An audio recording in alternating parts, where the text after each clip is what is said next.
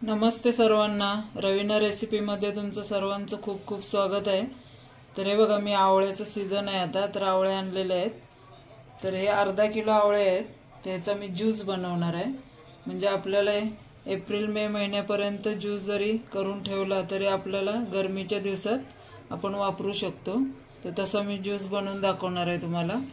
तर हे बघा, आवळा हा आपला स्वच्छ धुवून हे आवळे मी घेतलेले आहेत। आवळा हा कसा बहुगुणी आणि पौष्टिक आहे शरीरासाठी। आपला ज्यूस म्हटलं तर एकदमच चांगला।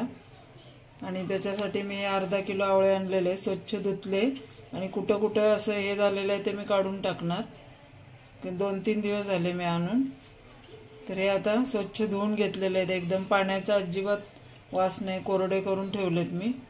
तर आता मी याला आहे ना असे तुकडे करून घेणार आहे आणि मिक्सर मध्ये बारीक करणार आहे। हे बघा, असे तुम्ही किसून पण घेऊ शकता।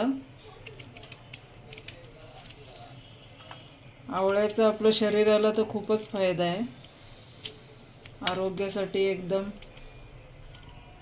चांगला आहे आवळा। तर मी असे हे सर्व तुकडे आता करून घेते आणि मिक्सरला बारीक करून घेणार आहे। आपल्याला गरमीच्या दिवसामध्ये आहे ना ज्यूस उपयोगी पडतो, तसं मी ज्यूस बनवून घेणार आहे। आता हे सर्व तुकडे मी असे करून घेते आणि मिक्सरला बारीक करून घेते। ते बघा, मी बारीक करून घेतलंय आणि एक पातेल्याला हे पांढरं शुभ्र कापड असं बांधून घेतलंय। आता हे मी मिक्सरला एकदम बारीक करून घेतलेलं आहे।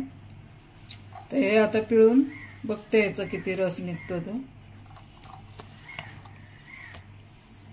याचा असं पिळून आहे ना रस काढून घ्यायचा।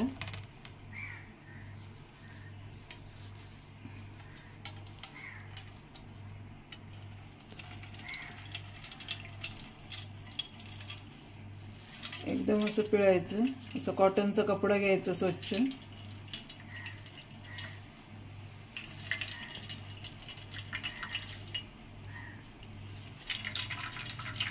याला पाण्याचा हात नाही लावायचा, मग वर्षभर आपला रस व्यवस्थित राहतो।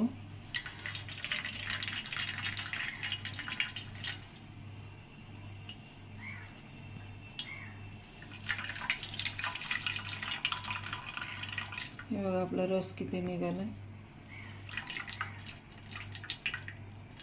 आणि हा चोथा फेकून नाही द्यायचा,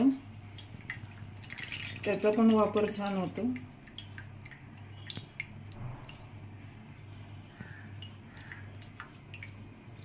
ते असं घट्ट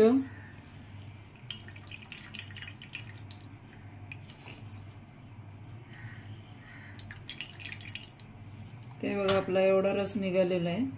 आणि हा उरलेला चोथा जो आहे त्याच्यामध्ये आहे ना तो काढून घ्यायचा। त्याच्यामध्ये आपलं शेंदोलन मीठ आणि जिरा पावडर मिक्स करायचं आणि उन्हामध्ये सुकवायचं, म्हणजे आपण येता जाता खाऊ शकतो। म्हणजे त्याच्यातही थोडंफार कुठं जीवनसत्व असणार आपल्या पोटात जाईल, आणि फेकून नाही द्यायचं। हे बघा, आपला एवढा भुगा निघालेला आहे। ह्याला चांगलं असं मिक्स करून ह्याच्यामध्ये शेंदोलन मीठ घालायचं आणि जिरे पावडर घालायचं। जिरे पावडरची टेस्ट खूप छान लागते आणि खायला पण आपल्याला चव भारी लागते जिरे पावडर टाकले की। हे मिक्स करून आता मी उन्हामध्ये सुकवून घेणार आहे याला। आणि ज्या बिया आहेत आपल्या, ते बिया तुम्ही आहे ना 1 ग्लास 2 ग्लास पाणी घालून चांगला अर्क काढून घ्यायचं, त्याचं उकळून घ्यायचं पाणी।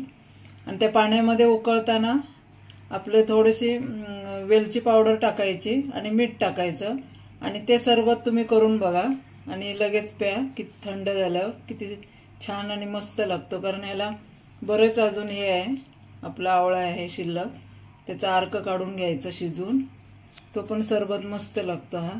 त्याच्यामुळे हे पण आपलं वाया जात नाही। आता मी काय करणार, हे आहे ना हे ग्लास मध्ये मोजून घेते। ते बघा, आपलं 1 ग्लास, थोडंसं कमी 1 ग्लास इतकं हे सरबत निघालेलं आहे आवळ्याचं।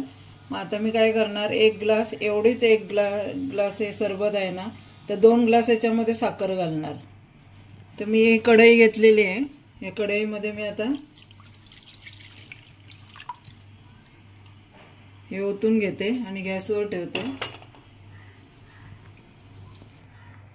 ते बघा मी 1 ग्लास ही साखर भरलेली आहे, ही घालून घेते याच्यामध्ये. आणि अजून 1 ग्लास घेते, कारण आवळा आपला आहे ना एकदम तोरट आणि कडवट आणि आंबटही असतो. ते साखरेमुळे एकदम गोड छान होईल. ते बघा 2 ग्लास मी साखर घालून घेते. आणि आता हे साखर विरघळेस तोपर्यंत मस्त असं हलवून घेते.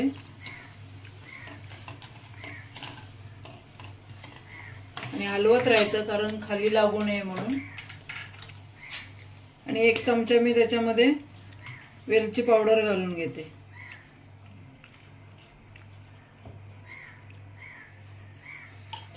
म्हणजे आपला सुगंध छान लागेल आणि टेस्ट पण चांगली.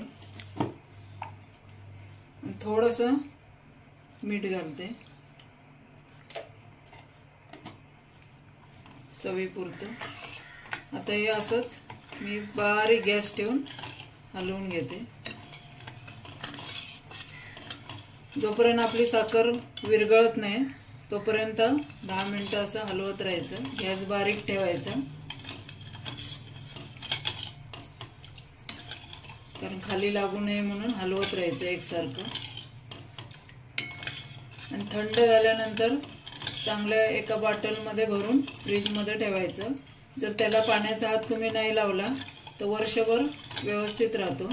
6 महिने तरी नक्कीच राहतो. जर तुम्ही जास्त बनवून ठेवाल असाल तर वर्षभर राहतो व्यवस्थित. फ्रीजमध्ये ठेवायचं. तर आता मी हे साखर हे बघा थोडी विरघळलेली आहे. ते बघा कशी मस्त उकळ आलेली आहे आणि साखर पूर्ण विरघळलेली आहे एकदम. तर आता मी गॅस बंद करते. अशी फेस आला ना वरती की मग गॅस बंद करायचा. आता थंड झाल्यानंतर त्याच्यामध्ये लिंबू पिळायची 2-3 आणि मग बाटलीमध्ये भरून ठेवायचं. तर हा बघा आपला ज्यूस तयार झालाय, असं घट्ट झालाय. तर आता मी आहे ना हे बघा इथं 1 ग्लास पाणी घेतलेलं आहे, तुम्हाला बनवून दाखवते. आणि त्याच्यामध्ये आता 1 चमच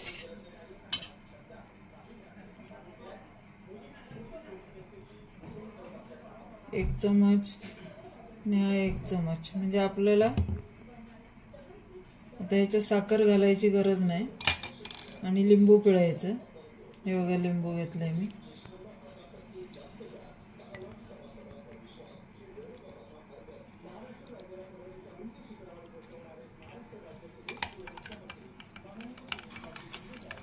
ते बघा आपला आवळा ज्यूस तयार झाला.